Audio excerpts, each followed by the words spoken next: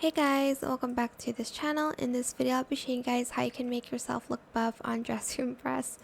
So first of all, we are going to need these puffy, not this dress, the like puffy sleeves part, and you're going to color it the same as your skin tone. So make sure you save the color of your skin tone first. Then I'm going to get this one, and then I'm going to again color it the same as like my skin tone here.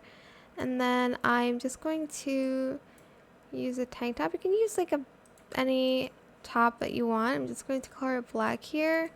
And then I am going to, I'm trying to find the leggings. I can't really find it.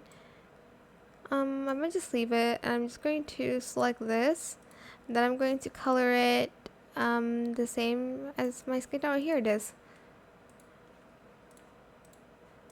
I'm just going to color it this color.